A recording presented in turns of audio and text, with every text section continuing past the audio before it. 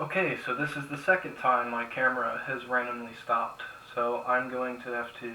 Oh, God. Okay, so I got pretty far before I realized it had stopped. So let me pick up with where I think it stopped, which is with this example 4 from the notes. We've got these three sets, with our universal set being the whole English alphabet. We were told to find this M union intersection of N and K.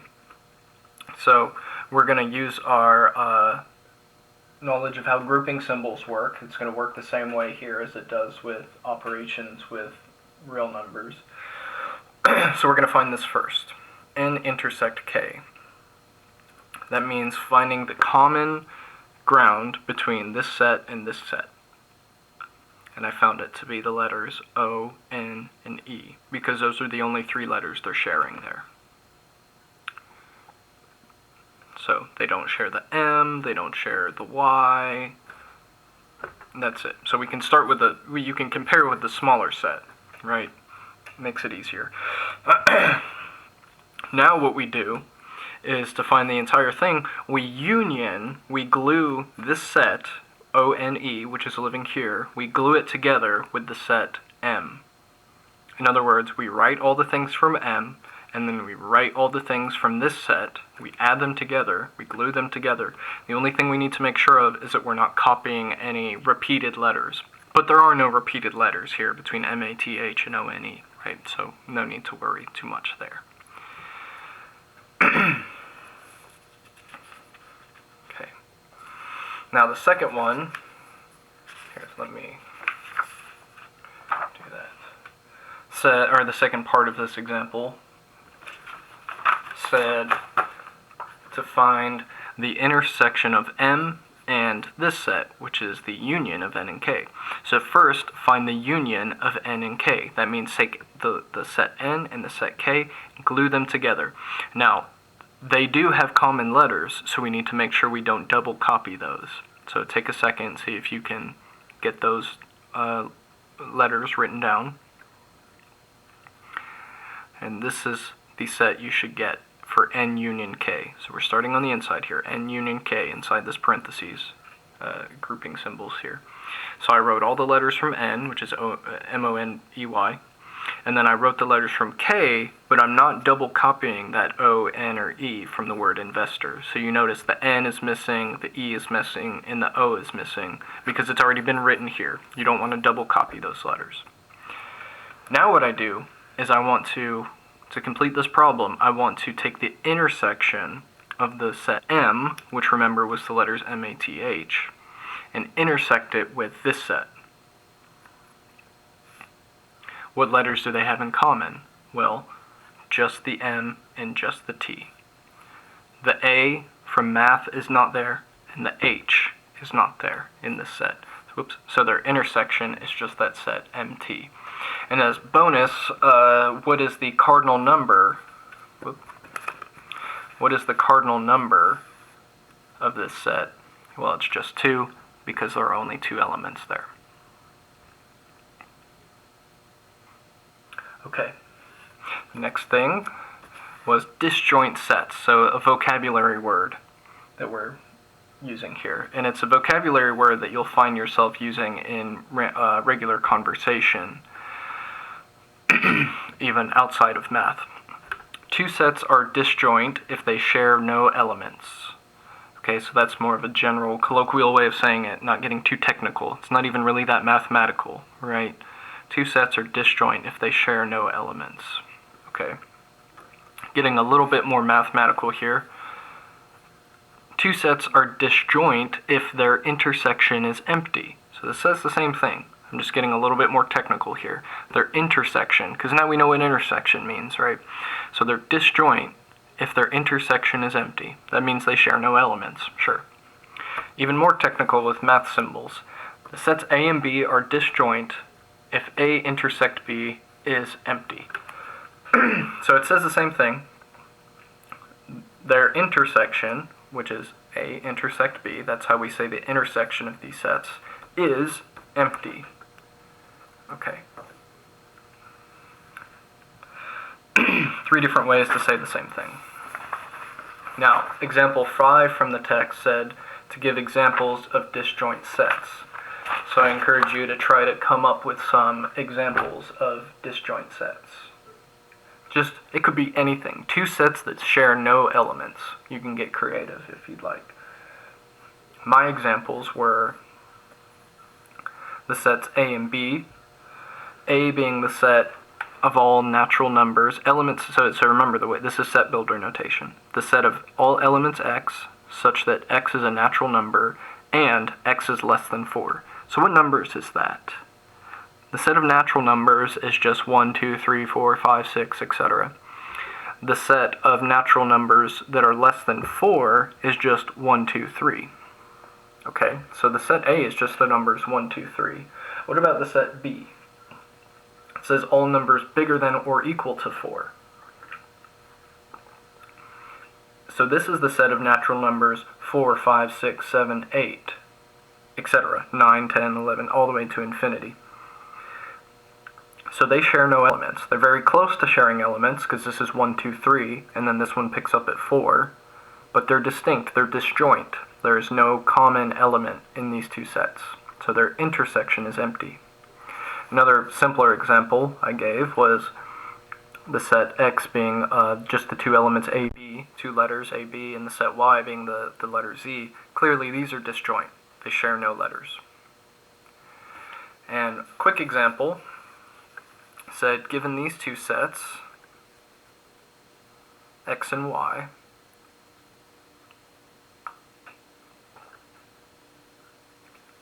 find the cardinal number of their intersection.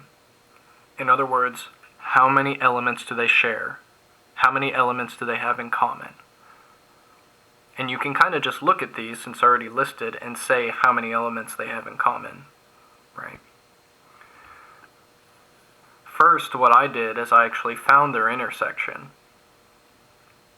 So their intersection is the numbers 4, 8, and 12 because those are the numbers they have in common.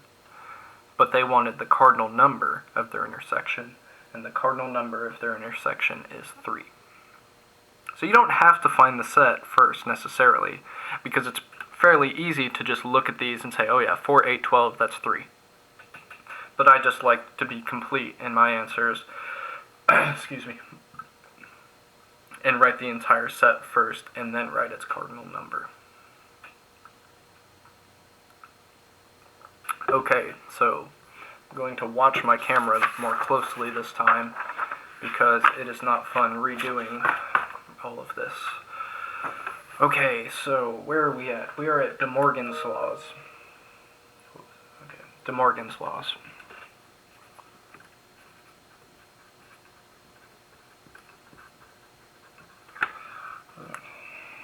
De Morgan's laws. Alright, so these are a couple laws dealing with operations of sets and complements of sets that are pretty interesting. I'll just get straight to it. This is what they say. If I take the union of 2 sets, and these are any 2 sets, if I take the union and then take the complement, that is the same as having the complement of the first one intersected with the complement of the second one. Okay.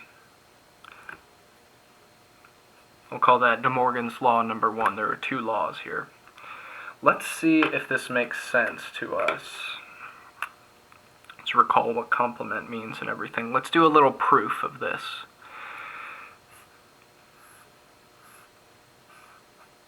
Here's what we're going to do. Get a little bit of coffee first.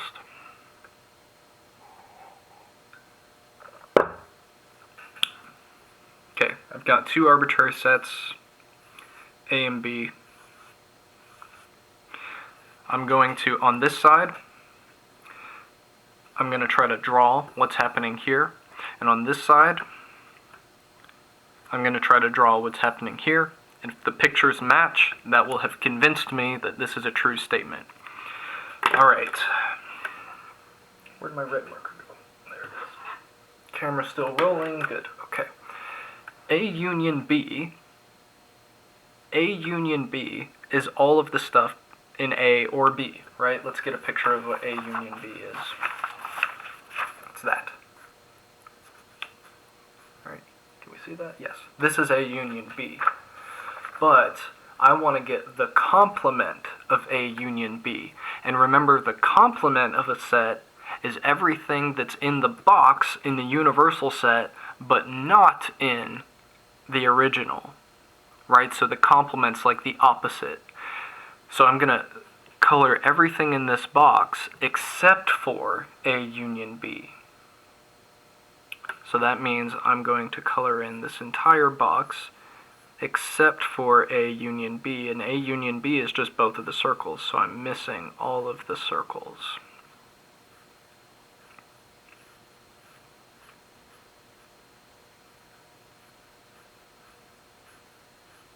That's nice. So this over here, this means everything in the box but not in A union B. That's what the complement means. Remember, complement from section 2.2. That's what that means. Okay, so this is what the left-hand side looks like.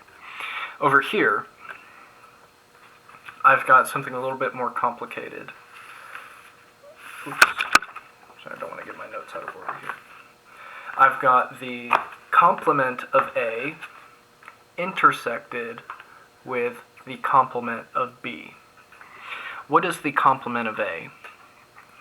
How about this? How about this?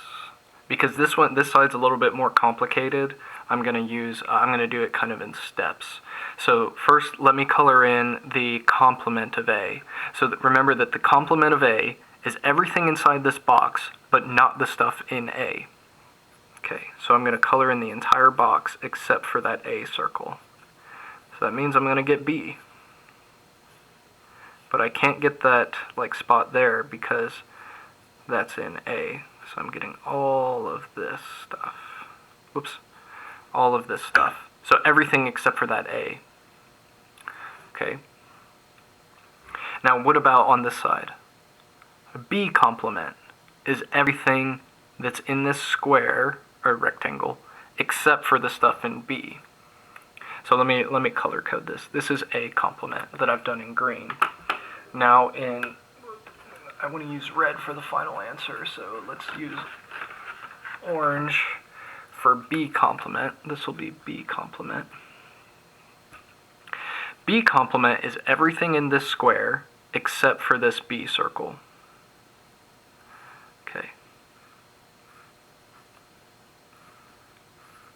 Everything in this rectangle, I keep calling it a square, it's a rectangle. Everything in this rectangle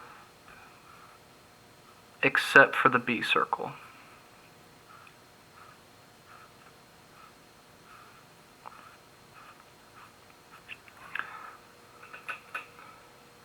Now let me ask you this.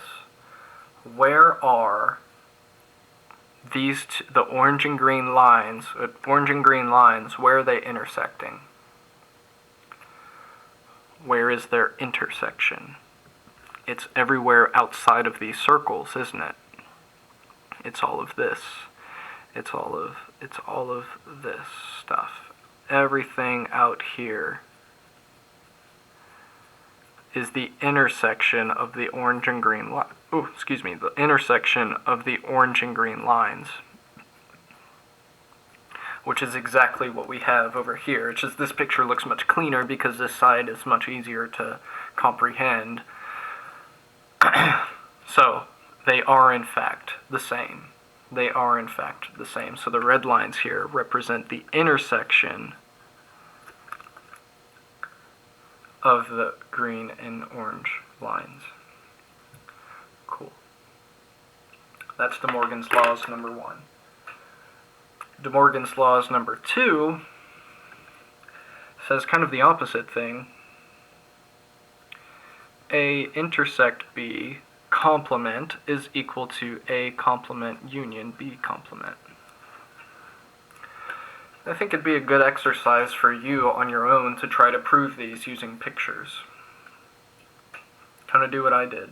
You can color code it. This is a time when color coding is absolutely great because you can really It gets so complicated with all these lines. It's nice to have some colors there. So I'm not going to prove this for you, but I think it would be a good exercise for you to try to prove it yourself just using the pictures like I did. Something that will help you to remember how this works, though, is you can think of the complement symbol, so that little tick mark, distributing across the sets, the set operation.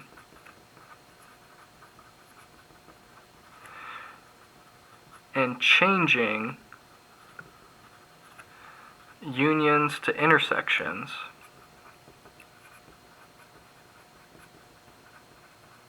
and vice versa. Intersections, vice versa means like the opposite. So it changes unions to intersections, and it changes intersections to unions.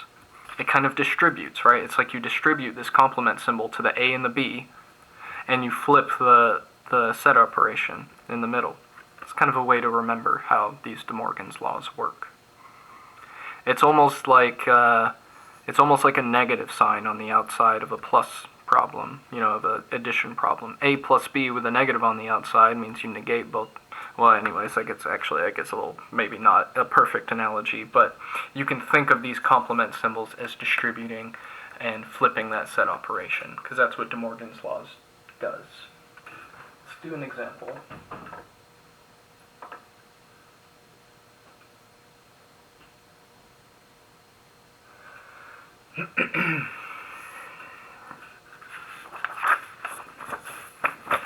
This is example 6 from the notes.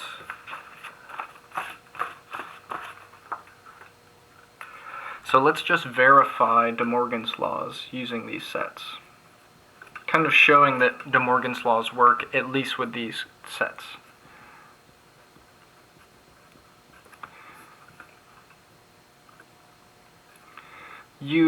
The universal set of all letters, English alphabet letter.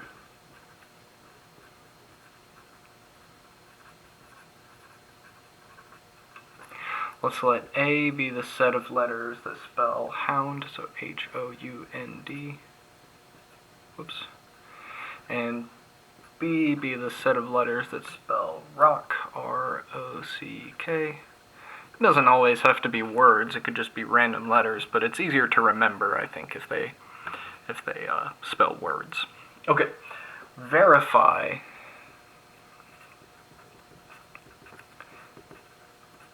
that A union B complement, the complement of A union B is equal to A complement intersect B complement. So this is not going to be a proof of the De Morgan's laws. A proof of De Morgan's laws requires pictures that have arbitrary sets in them. These are just two random sets. It could be anything. When you've got two specific sets and you're going to show this property being true, it's not a proof for every set. You're just verifying that it does work for at least these two sets. Okay. Oh, let me make sure my camera's still rolling. Yes, good. Alright. Whoops. Let's find each of these sets.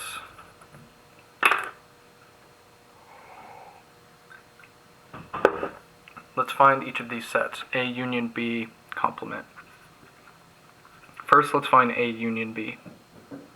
So glue A and B together. I'm going to have H. Oh, let me just start with A. H-O-U-N-D. Now, what about B? Do I stick all R-O-C-K here? Almost, just not the O, right? So R-C-K. There we go. Alright, there's A union B, but I need its complement. I need the complement of this union, of this new set. Remember, the complement is all the things that are in the universal set that are not in this set. So what I'm going to do, this is going to be a little bit tricky, I'm going to write the entire alphabet, but I'm not going to write these. So I'm going to have A, B, alright, C, D, E, F, G, H, K, I, J, K, K is there, L, M, N is there, O is there, oh wait, and then P, Q, R is there, oops, so S, T, U, V, and then W, X, Y, Z. So if I'm not sure, what I can do is say, well, there's supposed to be 26 letters total in the alphabet, so this plus this should equal 26. 1, 2, 3, 4, 5, 6, 7, 8. 1, 2, 3, 4, 5, 6, 7, 8, 9, 10, 11, 12, 13, 14, 15, 16, 17, 18. 18 plus 8 is 26. Good. So I didn't double count anything. Okay, that's this side. Now what I do is I find this side, and then I'll make sure that they equal each other. So, I should say are equal to each other. A complement first is going to be all the things that are in the universal set that are not in A. Okay, so A, B, so I'm going to write everything except for these 5 letters. A, B, C, not D, E, F, G, H is not there, I, J, K, L, M, N, O, P, Q, R, S, T, U is in the set, and V, W, X, Y, Z. Okay, if I'm not sure, I could count these up. 1, 2, 3, 4, 5, 6, 7, 8, 9, 10, 11, 12, 13, 14, 15, 16, 17, 18, 19, 20, 21, plus these 5 is 26. Good, so I've got all the letters. So A complement is the set of all the letters in the universal set, which is all the 26 English alphabet letters, but excluding the letters that are in A. B complement is a similar thing. So I'm going to have 22 letters here. I'm going to exclude these 4. So A, B, C, D, E, F, G, H, I, J, K, L, M, N, O, P, Q, R, S, T, U, V, W, X, Y, Z. Alright.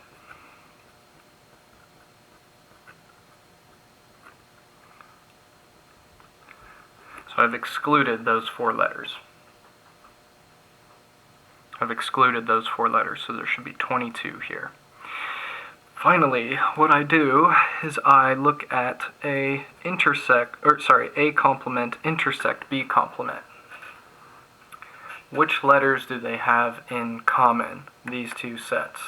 Which letters do they share? Okay. Big sets to be doing this with. They share an A. They share a B. They do not share the C. Alright, this has a C, this does not. They do not share the D, because this has a D, but this does not. Okay, then they pick back up at E, then F, G, no H, because this has an H, but this doesn't. Pick back up at I, J, no K, because this has it, but this doesn't. They both have an L, though.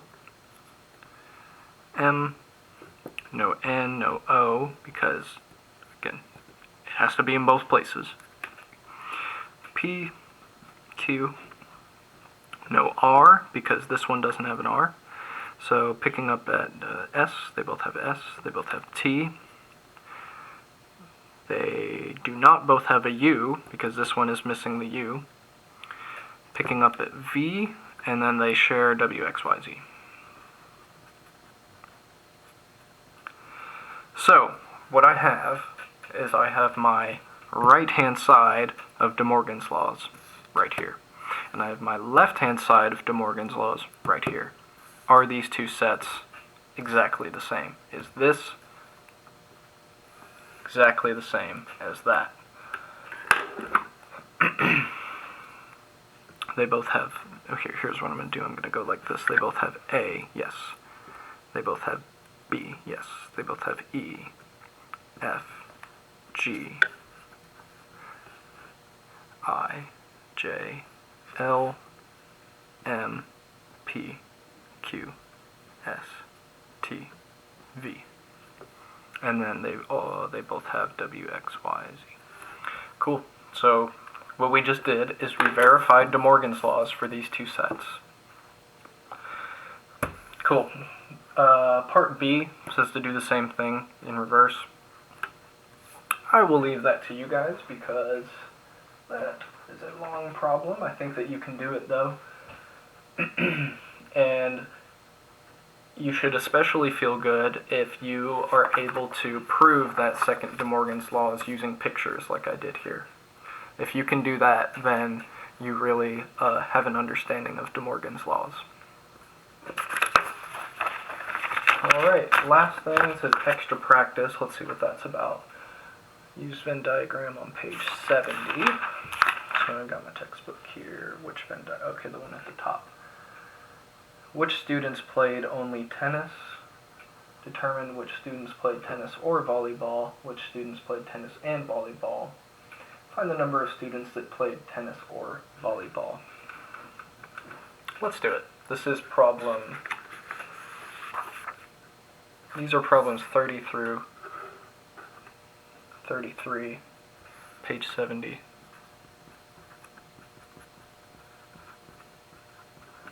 With the Venn diagram. I'm not going to draw it, so it'd take too long to draw it. It's on page 70 in the textbook. The last few problems are near the end of section 2.3. So these are homework problems. So we've got a Venn diagram. First question is, which students played only tennis? So we've got some students living outside in the universal set. Hang on. We've got some students living outside in the universal set. They didn't play tennis or volleyball. We've got students that did play tennis are Will, David, Kim, Barbara, Holly, Jessica, Jeff, and Kent. But which students played only tennis? They didn't play volleyball. That would be Will, David, those people on the outside of the intersection, Kim and Barbara. Now, which students played tennis or volleyball? Well, that would be Will,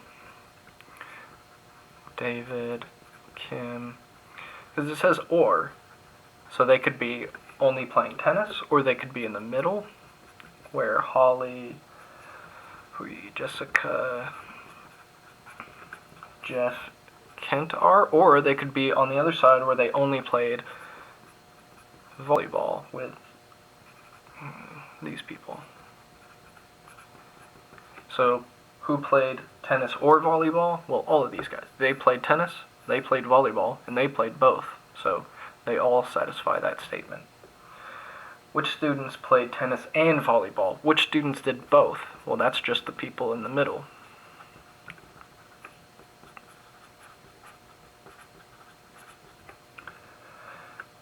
Find the number of students that played tennis or volleyball. Well, that's asking this question. It's just saying how many played tennis or volleyball. So you would just count these up.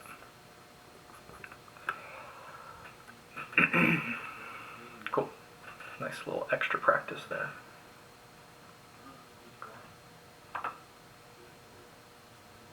Alright, I got some problems marked that you should look at in the text.